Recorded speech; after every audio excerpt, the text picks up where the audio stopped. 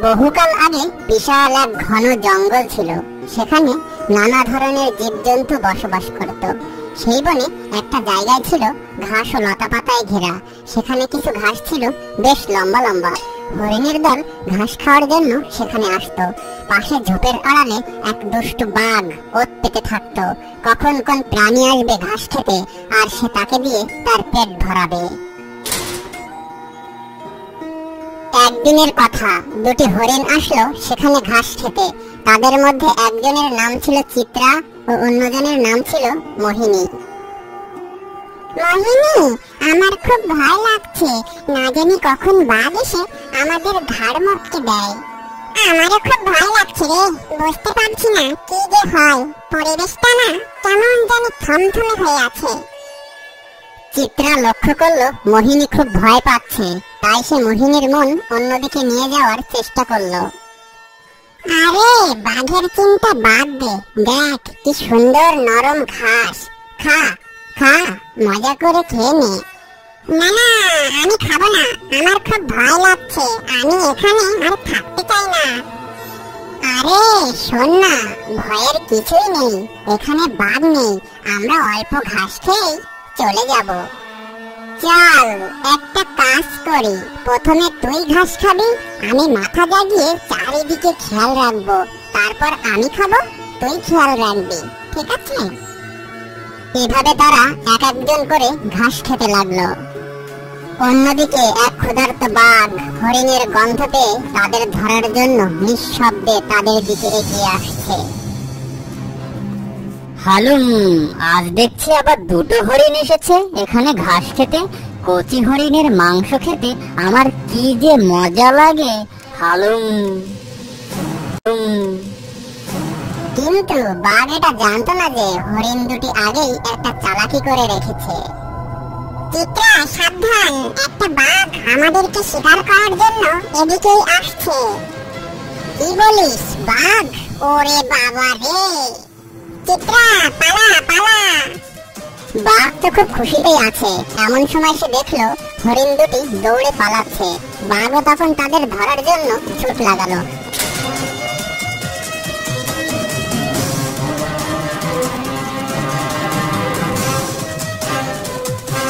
অনেকক্ষণ ছুটেও বাঘ হরিণ ধরতে পারলো না। এত ছুটেও হরিণের নাগাল পেলাম না, কিন্তু ওরা বুঝলো কি করে? আমি তো অনেক সাবধানেই আসছিলাম। দূর ছাই, কষ্টটাই দেখা গেল। বাঘের হাত থেকে রক্ষা পেয়ে হরিণ দুটি হাঁপাতে হাঁপাতে তাদের সর্দারের কাছে গেল। সর্দার, সর্দার, কোথায় গেলেন? কি রে, কি হয়েছে তোদের? এত হাঁপাচ্ছিস কেন? তোরা কি আবার দৌড় প্রতিযোগিতা করলে নাকি? সর্দার, এই প্রথম চিত্রা আমার সাথে দৌড় প্রতিযোগিতায় জিতেছে। বুঝেছি, তুই বাঘের ঘাসটা দিসনি বুঝি, তাই আমার কাছে নালিশ নিয়ে এসেছিস। মোহিনী, তুই চুপ কর, সব জায়গায় তোর ফাজলামো। মৃত্যুর হাত থেকে ফিরেও তোর ফাজলামো গেল না। মৃত্যুর হাত থেকে মানে? কি বলছিস তুই? কি হয়েছে তোদের? আমরা জঙ্গলে ঘাস খাচ্ছিলাম, ঠিক তখন একটা বাঘ আমাদেরকে খাওয়ার জন্য আমাদের পিছনে আয়। অনেক কষ্টে প্রাণ নিয়ে পালিয়ে এসেছি সর্দার। সর্দার, এর একটা বিহিত আপনাকে করতেই হবে। দিন দিন বাঘের অত্যাচার বেড়েই চলেছে। একে একে আমাদের সব সাথীকে ও খেয়ে নিচ্ছে। এভাবে চললে আমরা সবাই ওর পেটের খাবার খাবো। আপনি আমাদের সর্দার, আমাদের জাতিকে টিকিয়ে রাখার দায়িত্ব কিন্তু আপনারই। তা তুই ঠিকই বলেছিস, সবই বুঝলাম, কিন্তু কথা হচ্ছে এই শক্তিশালী বাঘদের বিরুদ্ধে লড়াই করে আমরা কিভাবে জিতব? ওসব আমরা বুঝি না। আমাদেরকে বাঁচিয়ে রাখার একটা উপায় কিন্তু আপনাকেই বের করতে হবে। ঠিক আছে, ঠিক আছে, আমি দেখছি কি করা যায়। তোদের উপর অনেক ধকল গেছে, তোরা ডেরায় গিয়ে একটু বিশ্রাম নে।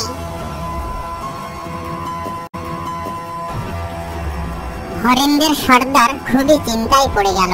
এই বিপদ থেকে কিভাবে তার জাতিকে বাঁচাবে তার উপায় খুঁজতে লাগলো। 2 দিন তো হয়ে গেল, কোনো উপায় তো বেরই করতে পারলাম না। শক্তিশালী বাঘের সাথে লড়াই করা তো আর মুখের কথা না।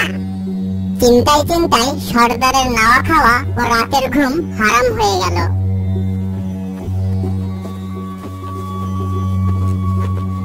এই শোনো, বলছি কি হয়েছে তোমার?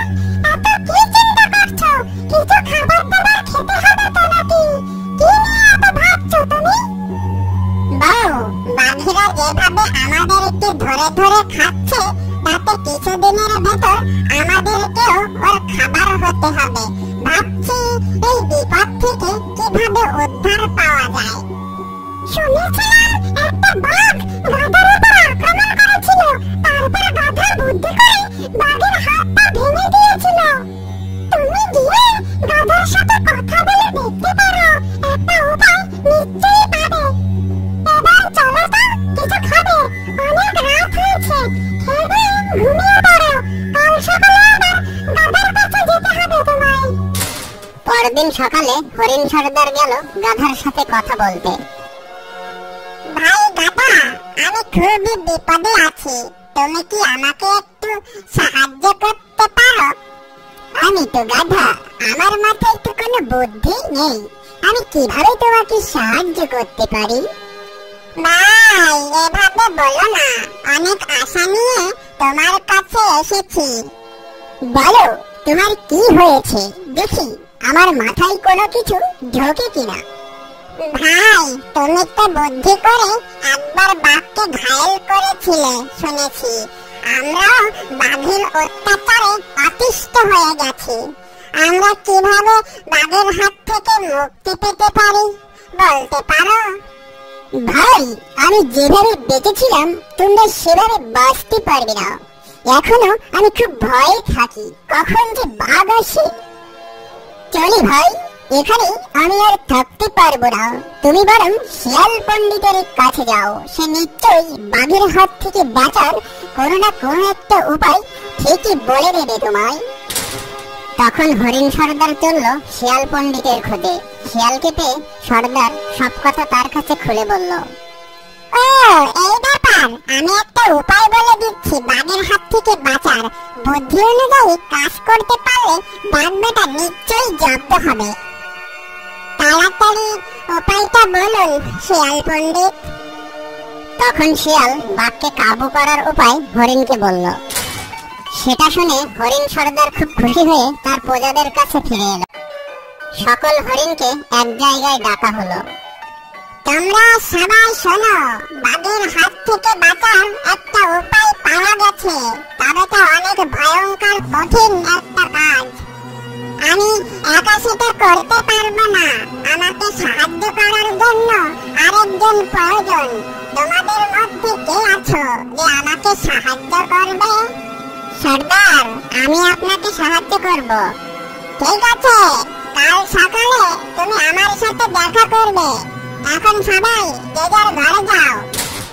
পরদিন সকালে হরিণ সর্দার এবং চিত্রা কাদামাটি আর রং মেখে এক অন্যরকম অদ্ভুত প্রাণী হয়ে ঘাস ভর্তি স্থানে গেল। সর্দার, আমার খুবই ভয় লাগছে, কখন যে বাঘ চলে আসে। ভয় তো আমারও লাগছে, কিন্তু ভয় পেলে চলবে না। আমরা এখন আর হরিণ না, আমরা বাঘ থেকে প্রাণী, আমরা বাঘ ধরে খাই। আপনি এসব কি বলছেন সর্দার? শোন, আমি যা বলবো তুইও গলার স্বর পরিবর্তন করে আমার সাথে তাল মেলাবি, আমাকে সাহায্য করবি। কিছুক্ষণ পর বাঘ খাবার খুঁজতে খুঁজতে সেখানে এসে দেখে এক অন্যরকম অদ্ভুত দুটি প্রাণী। এটা আবার কোন প্রাণী, এমন অদ্ভুত আর ভয়ঙ্কর? কোত্থেকে এসে জুটেছে ওরা? কি বলছে, একটু কাছে গিয়ে ঝোপের আড়াল থেকে শুনি তো। একটু আগে একটা বাঘ আসতে দেখলাম আমাদের দিকে, কোথায় গেল রে? আর দেখতে পাচ্ছি না যে। অনেক দিনের শখ একটা রুষ্ট-পুষ্ট বাঘ খাবো। বাঘের মাংস খাওয়ার শখ হচ্ছে না? দাঁড়া, তোদের ঘাড় মটকে দেব। হালুম। শাল বনের সাপ বাঘ খেয়ে তো এই বনে আসলাম। শুনেছি এই বনে নাকি অনেক রুষ্টপুষ্ট বাঘ আছে, আমরা অনেক মজা করে খেতে পারবো। ঠিকই বলেছিস তুই, বাঘের মাংসের যে দারুণ স্বাদ, যা অন্য কোনো মাংসই নেই, ভাবলেই জিভে পানি চলে আসে। ওরে বাবা, শালবনের সব বাঘ খেয়ে এই বনে এসেছে, আমি পালাই। সর্দার দেখলো বাঘ ভয় পেয়ে পালানোর চেষ্টা করছে, তাই তারা আরো সাহস পেয়ে গেল। আমার মনে হয় ওই ঝোপের আড়ালেই বাঘ লুকিয়ে আছে, ওই দিক থেকে নাকে বাঘের গন্ধ ভেসে আসছে। চল তো এগিয়ে গিয়ে দেখি। এই বলে হরিণ দুটি ঝোপের দিকে এগোতেই বাঘ ভয় পেয়ে দিল দৌড়। হরিণরাও বাঘের পিছু পিছু ধাওয়া করলো। তখন বাঘ গভীর জঙ্গলের ভেতর চলে গেল। যাক, অবশেষে তাহলে দুষ্ট বাঘের হাত থেকে আমরা সবাই মুক্তি পেলাম।